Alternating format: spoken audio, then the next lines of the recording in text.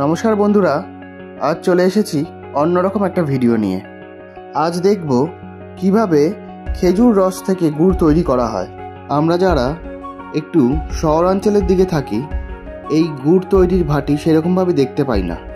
আমার স্কুলে যাওয়ার পথেই এই গুড় তৈরির ভাটিটা। আজ স্কুল থেকে ফেরার পথে চলে এসেছিলাম এই গুড় তৈরি দেখতে। যত ঠান্ডা পড়বে তত রস বাড়বে। এইটা যদি ঠান্ডা হতো এই শাল দিয়ে উপচিয়ে আরো রস থাকবে, এই শাল দিয়ে কমিয়ে জ্বালন দিয়ে কমিয়ে আবার ওই রস ঢালতে হবে, এই দিয়ে ঠান্ডা থাকবে। আচ্ছা পাটালি হবে।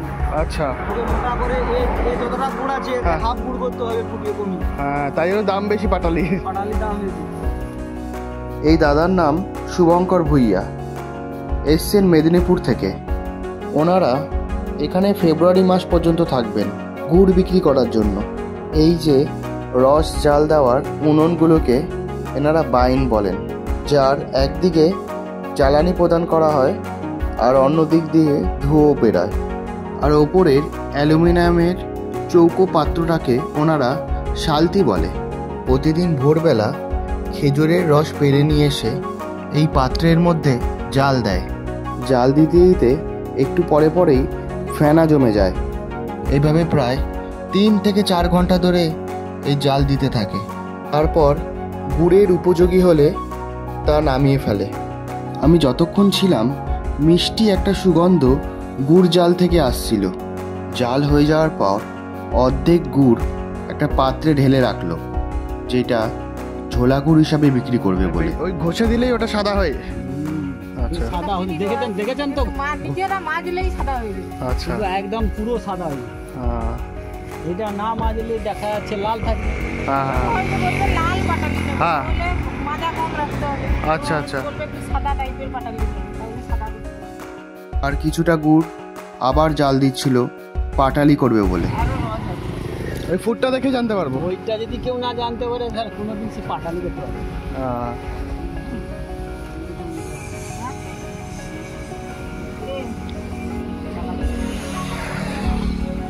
জ্বালানি হিসাবে বিচুলি ব্যবহার করা হচ্ছে। এই দাদারা বলছিলেন এবছর বিচুলির অনেক দাম।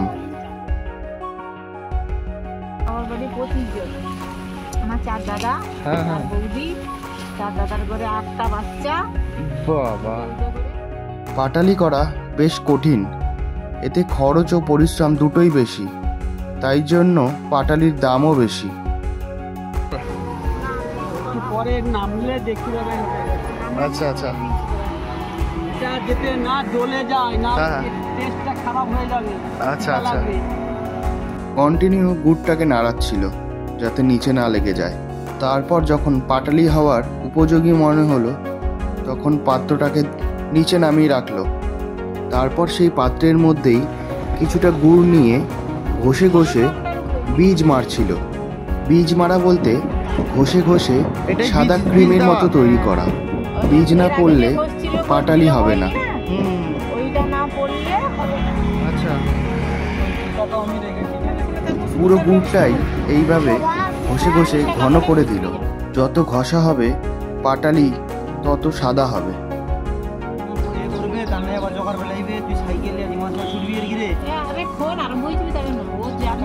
লাল হয় কিসের জন্য, মানে কিভাবে? আচ্ছা আচ্ছা আচ্ছা, এরকম বসে ওইটা একটু যদি ভালো করে মেজে নিয়েছি, হ্যাঁ হ্যাঁ, একটু ভুলে যদি রেখে দেওয়া হয়, হ্যাঁ।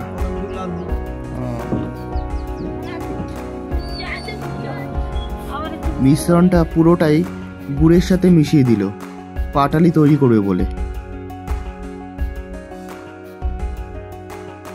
এবার গুড়টা মগের মধ্যে নিয়ে সেগুলো এক এক করে শোলার বাটিতে ঢেলে পাটালি পাতলো। অবশ্য অনেক জায়গায় সুতির কাপড়ের ওপর এই পাটালি বসানো হয়। এখানে 3 ধরনের গুড় ছিল, ঝোলা গুড়, দানা গুড় আর পাটালি। ঝোলা গুড় 150 টাকা করে নিয়ে এসেছি, আর পাটালি 220 টাকার মতো নিয়েছে।